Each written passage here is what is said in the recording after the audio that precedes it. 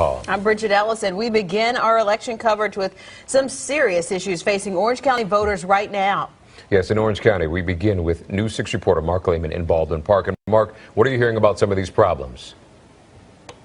David, the supervisor of elections office says it boils down to a problem of checking in voters electronically. Now, here at precinct 525 in Baldwin Park, we were seeing some long lines earlier this morning. Not so bad right now at the noon hour. They say the issue has been fixed, but voters say they won't be deterred in making their vote count.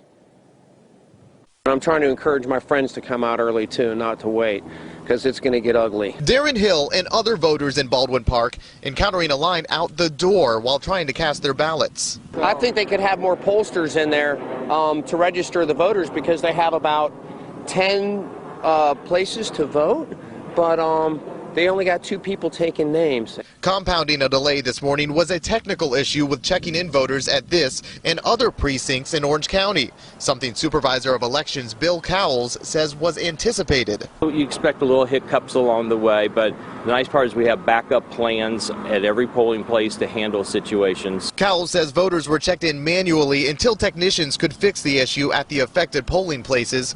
It's being called a minor hiccup in what could be a busy day at the polls. I know this place by 4 o'clock is going to be backed up the parking lot. That's why I tried to get out here early today.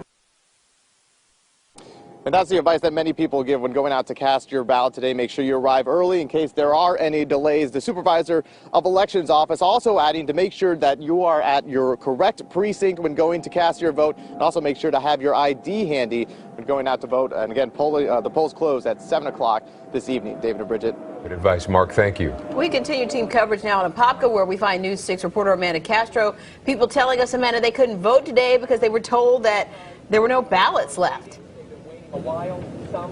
That's right, Bridget. We have voters still walking into the Christ of Life Church here in Apopka. You can see there's a long line of people waiting to go in. What they're being told is they either have a choice. They can either wait in line. They're allowing people to go in one at a time to vote on one machine. They've got one ADA, that's a disability machine, up and running for voters. Or they were told they could wait until they get more ballots, but the voters weren't told when that would be.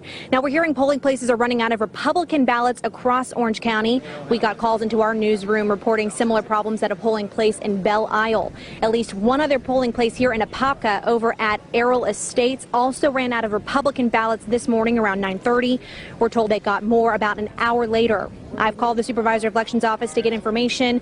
Just hearing back from them saying they are printing more ballots and they are delivering those to the polling places. But voters out here are telling me they're frustrated about being turned away because they say they came in before work, or they're stopping by thinking they could do it really quickly on their lunch break, and they were told that they can't vote, and they're upset about that.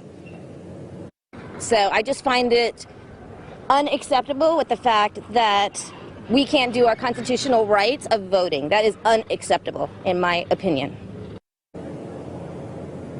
Again, I just heard back from the supervisor elections office. We're told that they are printing the ballots and they are delivering them to the polling places that are experiencing these issues. We're going to keep pressing to get results on this problem, and we'll have the latest starting at 4 o'clock on News 6.